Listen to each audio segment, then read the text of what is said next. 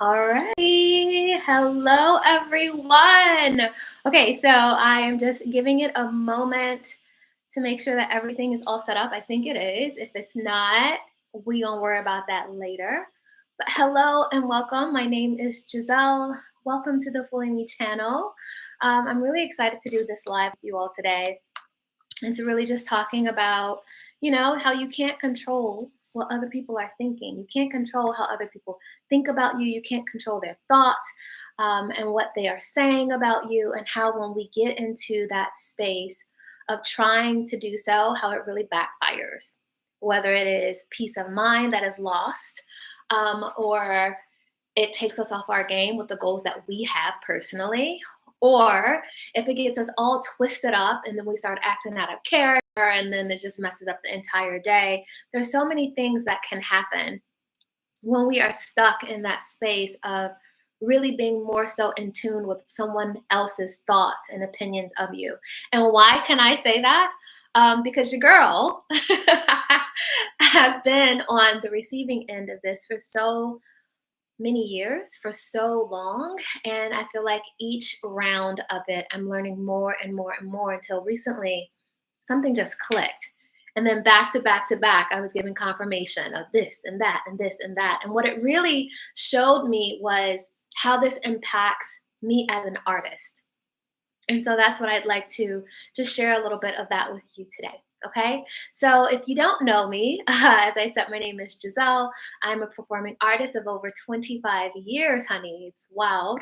But I'm also a creativity coach and I am a creative healing facilitator. So if you worked with me, if you had a chance to be in some of my sound bath sessions, I call them sound bath remix sessions, then you know what I'm talking about. Essentially, I work with artists like you and I, to accelerate our dreams, actually accomplish these things, to get them out of the drawers and out of our journals, blow some life in them, and make them happen. And one of the main ways that I do this is by tackling or helping to acknowledge and melt away those limiting beliefs, those emotional blockages that can get in the way. And as we're talking about today, one of the emotional blockages that can get in the way is when we are worrying about what other people are thinking about us.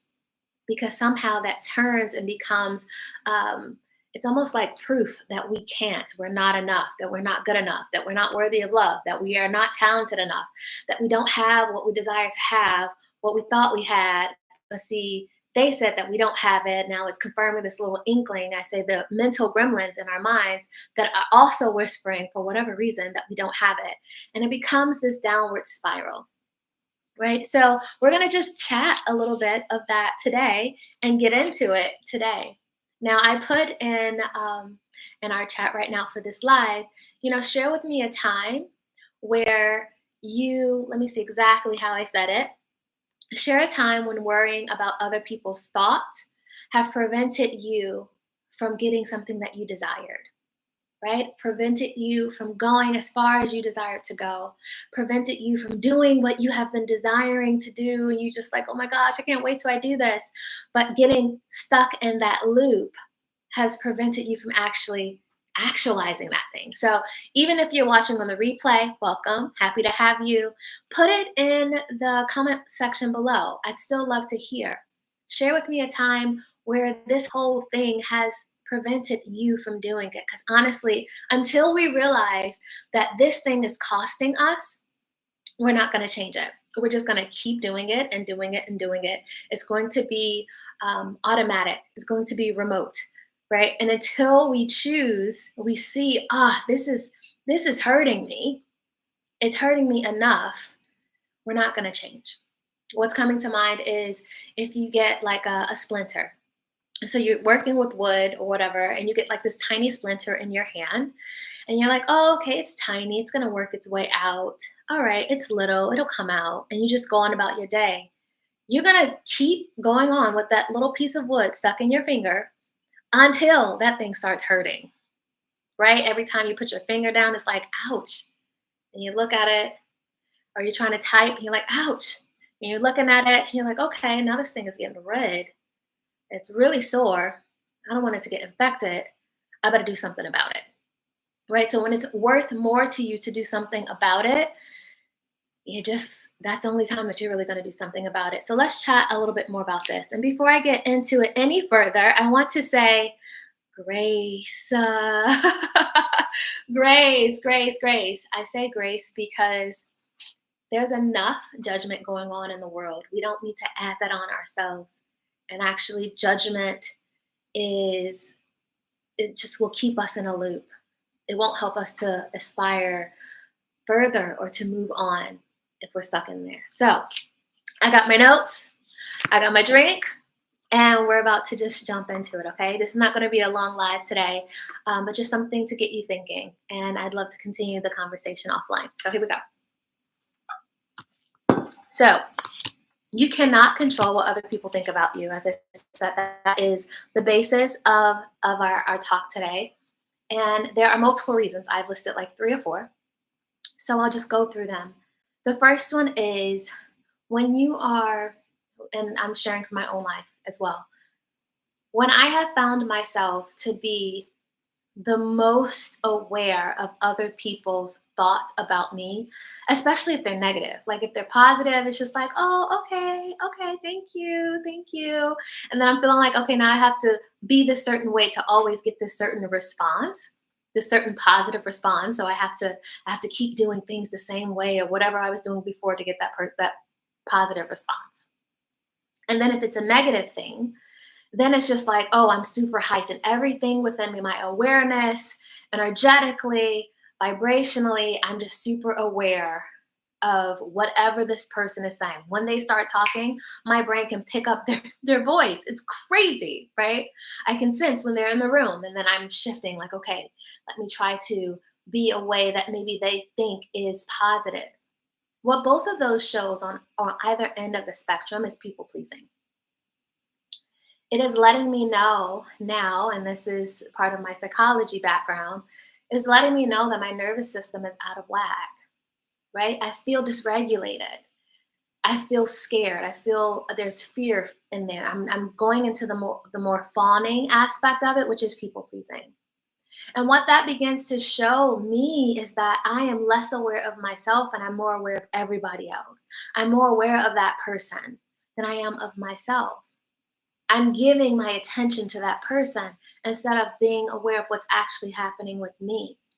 And where that comes in as artists is our imagination is almost like our magic bag of ideas, of things just sparking off. That is, I mean, that's our imagination is our go to, right?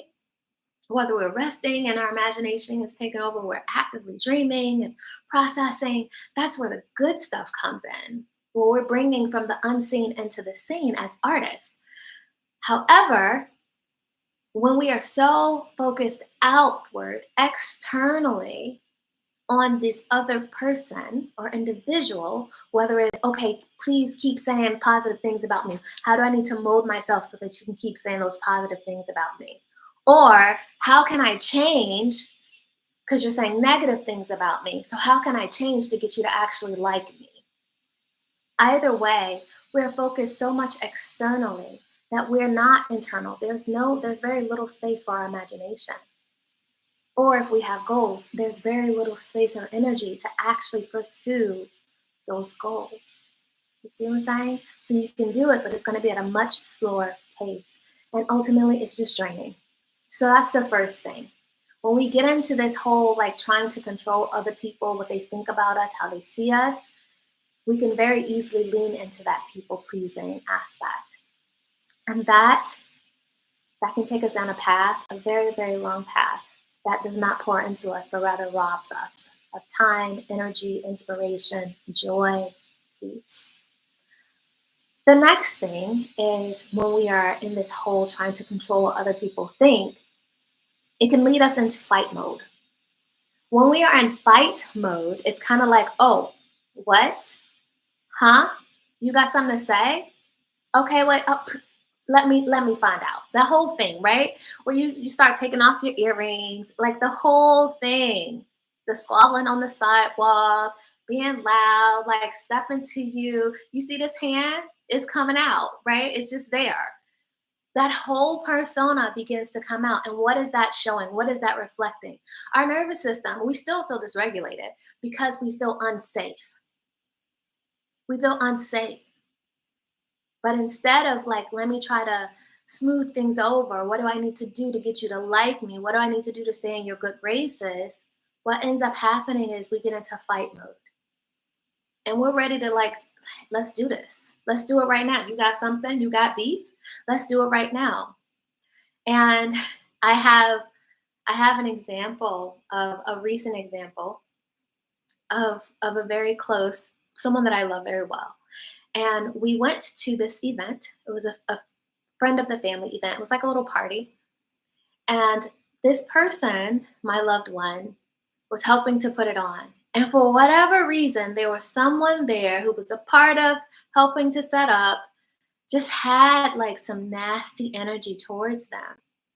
Didn't know why, like haven't seen them in years, don't know what this is, but was just receiving a lot of negative energy from them, looks, and you know how people can look at you sideways, look you up and down, like. And so my loved one became very frustrated. And when I pulled up, because I was going as well, when I pulled up to the event, it was just like seeing it in slow motion. And the reason that I was able to recognize it is because I myself have been there numerous times where you don't know what is happening. Why am I receiving this treatment? It feels unsafe to me. But most importantly, it feels unkind to me. It feels unloving to me. It doesn't make sense to me why I'm receiving this type of treatment. So now I feel like I have to go into defense mode, defend myself. So I'm just going to fight you. And what that fight response is really doing is covering up the feeling of hurt. I don't know if you've experienced that. Maybe you have. But when others are treating you a certain way and it doesn't make sense, it hurts, especially if it's in a negative way. It hurts. And so what happens then is instead of them shifting or explaining themselves, we change. We get out of that excitement, that joy, that positive energy, that vision, that clarity, that focus, that taking the steps, the next step and the next step. We're doing this. We're going to get ready for that launch. We're doing this. We're outlining this. We're creating this. We're dreaming this. We get out of that mode and we get into fight mode. It has completely moved us out of that flow, that creative flow, that play, that joy, that excitement, into this space of feeling unsafe. And so now we have to protect ourselves. And that means in this instance, let's get ready to fight. But what it's really doing is covering hurt. If you have experienced this in the chat, go ahead and place, yep, I know what that feels like. Right? Yep, I know what that feels like. I've been there. Because it's real. Now let me tell you the thing, because the story is not over. Okay, the story is not over. Hold on. The story is not over. So we go in there. I don't know who this person is. We're just, I've dealt with the whole thing. We're breathing through it and like, okay, we're still gonna have a great time. I don't even know who the person is. We're leaving at the end of the whole event. It was beautiful. We're leaving, and my loved one mentions the person or persons who were kind of giving her beef and was like, I don't know what happened. It was night and day. All of a sudden, she was fine and she was talking to me and trying to chat with me, and they were talking to me as well. Like it was like nothing, no issue at all. So you see, it's very possible, and this is, I think it actually is going to get into our next point. It's very possible that this person, this woman either was intimidated by my loved one or just felt like being a bully, or more than likely was dealing with her own issues and was projecting them outward. So then when we all came in there and was like, we're going to have a great time anyway. If you need to be ignored, you will be ignored. We will say hi to you and you move on. And granted, I didn't even know who this person was. So we're just moving on with the rest of our day. And that shifted her. So sometimes when people are thinking certain ways about us or saying certain things about us, it has nothing to do with us. They can go from left to right. And if we are so involved and so attached to what other people think about us, we will be going left and left and right as well. We will be a whole yo-yo, not knowing while we're on a string being twirled around. In addition to the fact that we don't want to be twirled around. Sometimes we have no reasons why certain people do certain things. We don't know. But this is another reason why it's so important to work out that muscle. Not saying it's going to happen overnight, because, honey, I mean, if it works overnight for you, baby, reach out. Let's figure out how to happen. But it may not work overnight. It may take a couple of lessons. It's taken a couple lessons for me, and I'm still learning. I'm still strengthening that muscle. I'm still understanding more and more. I'm still detaching myself from other people's emotional strings. Someone said, I was watching, who was I watching? I watched so many different teachers of old and new. And one person said, my emotions are not open to manipulation. My emotions are not open to manipulation. And I'm like, oh my gosh, that hit home for me. Because as a very empathetic person, as a person who is very much so aware of the energy in the room, even if I don't have words for it just yet, that can, whoo, I have gone through some seasons where I felt like a whole yo-yo. And the example that I just gave you, a very recent one, it was an ability and an opportunity for me to step in for my loved one and just say, hey, this ain't nothing about you. This ain't about you. And if it was something that you did, guess what? It's going to come out. It's called communication. That was an opportunity for me to step up and to do that and to say that and to share that from my own wisdom. And it was also a gift for me to see that outside of myself and to see that growth, right?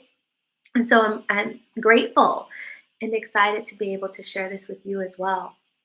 It has stopped me so many times in my artistry, in my self-confidence, in my self-concept, in my bravery and my courage. And I'm pretty sure that it's done so for many of you as well. Okay, so we've talked about how when we are all trying to control other people's thoughts, we get stuck in people pleasing. And then, or it can dysregulate us and our nervous system. And then we get into fight mode. And then how people can be like, oops, you know what? Actually, I'm cool. You're cool. We're cool. Yeah, let's go get some ice cream. And you're stuck like, what the heck? Right? Like, what the heck just happened here? So we are going to clip the string of that yo-yo. We're going to get off of that emotional ride and let that person do what they need to do, which feeds very easily and organically into the third point. And that is, quite often, what other people think about us is a reflection of how they think about themselves. What other people think about us is a reflection about how they think about themselves. But let me go ahead and put a mirror to that, because what we think about others can often reflect what we think about ourselves. Okay? Even if this isn't 100%, often enough. And so I lovingly challenge you that when you get into that judgment mode, or when you get into that thinking something about someone else, trying to think what they think about you, what? It's called assumptions. Don't do it. Right? What ends up happening is you are essentially just showing a reflection of yourself, right? It's a reflection of yourself. So let me tell you a little cute, fun story about this. This has happened twice, but I'll speak about once. There's two stories coming up, but I'll just share one right now. So this story in particular, I had gone to like this. It's like this club, and like a working space. And I had my computer, and I set myself up, and there were people there working. It was some space, different spaces that were open, but there were also other people working there. So I set myself up, and then I went to the bathroom, and then I came back, and there was a woman sitting at the table, and we made eye contact, and then she looked away, and I went to my seat. And immediately what came up immediately was like, why is she looking at me like that? Like, oh, maybe she got something to say. Well, I don't know. Just kind of like that little rumbling. And I stopped it, snipped it right there in the bud. It was like, nope, this is my time. If it is something negative, oh well, this is my time. I'm gonna really enjoy this time out. This is a beautiful location. I got the perfect seat. I'm gonna get me some lunch and do a little bit of work. I just went inward. I just went inward. And I didn't think much about it, right? So maybe 10, not even, maybe 7 minutes later, one of the people that was sitting at the table with her came over and was just talking to me, giving me compliments and all of these things, my outfit, how I'm sitting and how I'm walking, and just like my presence. And I was like, thank you so much. And then a little bit later, after I finished my lunch, they invited me to come over. They were talking about something, was laughing. It was including me. It was a group of four now. First it was one, then it was two, and then it was four. And invited me over to be a part of the conversation. And so I was just like, okay, I'll go over and say hi to everyone.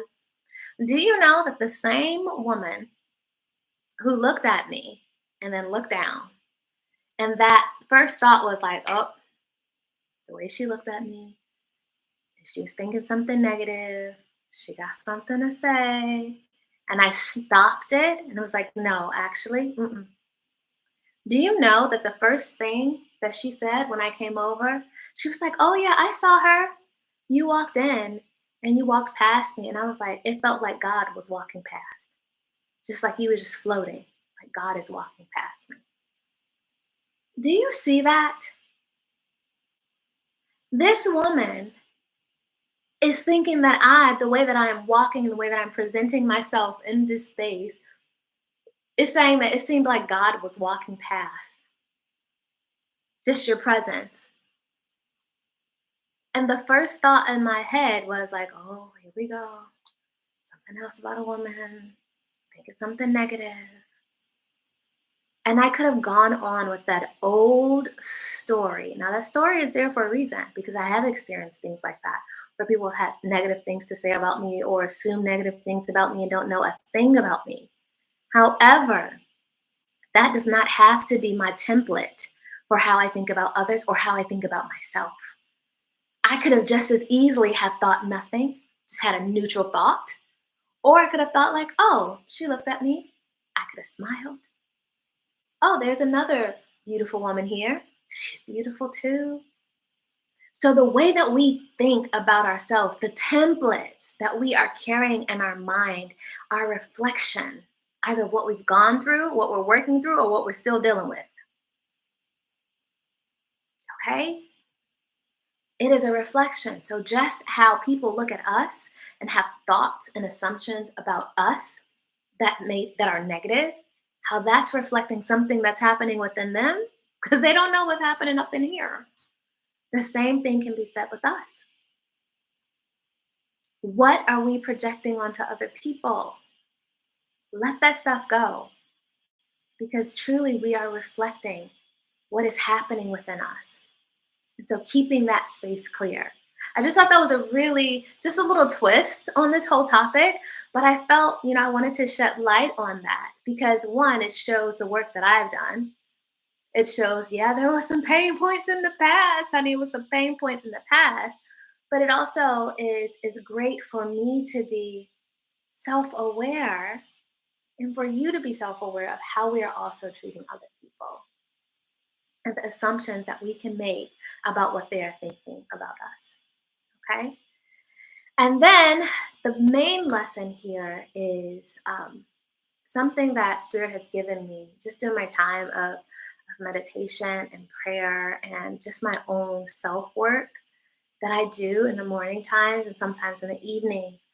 During this particular time, this particular session, Spirit made it very clear to me. Like, girl, you cute and all, but you cannot make someone else love you, and you cannot make someone else hate you. You can't make them love you, and you can't make them hate you.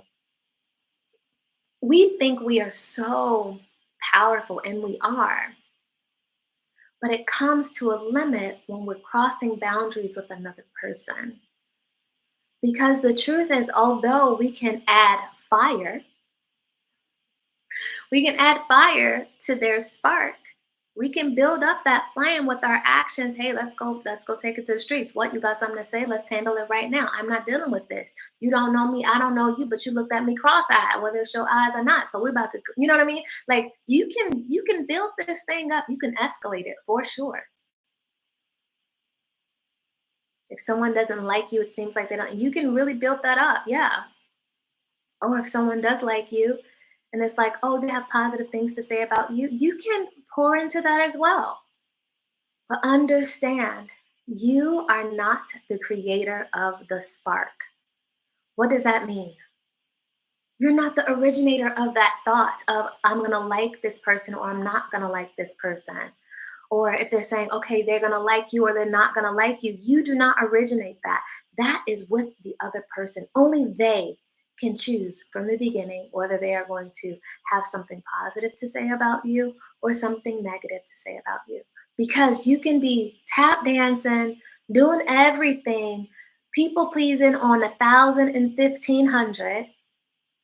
But if they have already made up in their mind to think something negative about you, they are going to search. Their mind is going to search. Their looking and searching is going to find something negative, even if it's one thing out of 100. And they're going to focus on that and then start finding evidence, because that's just the way our brain works, finding evidence for the thought that we choose to think. So whether it is, even this is happening for you and for me. Today is a great day. Today is such a great day. So what's going to happen? Automatically, my consciousness is going to begin to highlight things that's going to support that thought. The sun is shining. Oh, the sky is so blue. Oh, the weather feels amazing. I got all my work done early.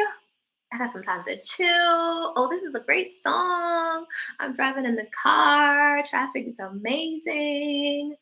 Why? What's happening? Well, what's happening right now is that your consciousness is creating and bringing evidence of your thought. Now, let's flip that thing. If we say, all right, today is a horrible day.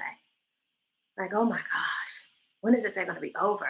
What's going to end up happening is your consciousness is going to look for evidence in your world for why it is a horrible day. Do you see that? It's going to look for reasons for why it's a horrible day. You're going to hit your toe, spill something on your shirt, traffic is going to be horrible, burn your food, forget your lunch, forget to brush your teeth. You like got to run in your stockings. Like, it's going to look for evidence. And so when you take this concept and you expand it to how other people see you, it really begins to make sense of why you can't control how others want to treat you or think about you, because it all originates within them. It's their mind, it's their perception, it is their thought. It can be their projections, it can be their reflections, but either way, it starts with them. Now, we can add to that flame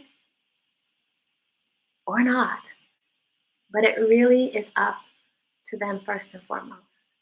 So when we get into this space of trying to control what other people think about us, what will happen is we're going to run ourselves ragged, because we've never had that control to begin with. And that's the truth. You can't control what other people think about you because you literally can't. You don't have that power to. Now, whose thoughts you can control are yours. You can control your thoughts. Going forward, you can choose, okay, this is the thought that I am going to think. You can be aware of how other people are choosing you, and you can ease on down the way. Ease on down the road, move on out the way. Because we can't control that. And when they're ready to talk about that or they're ready to shift, they can do it on their own and you won't feel like you've been drugged around.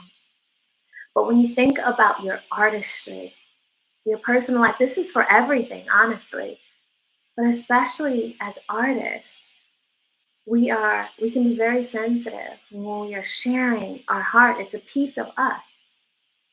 So other people's opinions, like, are you enjoying this? It's like when you create a meal and you want to, people take a bite, you're like, is that good? Do you like it? It's like, it's how that feels. It's created with love. And also, it's exciting when others are able to feel that love and receive that love and what we give out. So it causes us to be very open sometimes, which is great to an extent, to the extent where we are not beholden to someone else's thoughts about us all the time.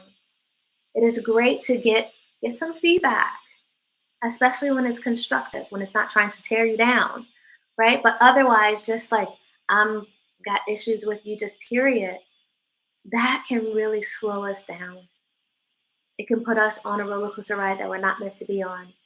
It takes our focus from internally, our imagination, our joy, our peace, our happiness, our excitement, and then it takes it outward and is putting it on other people that we can't control. Like, we literally cannot control. So to wrap this up, one of the biggest things that I have, and I've kind of gone through each of these and giving you some things that you can do.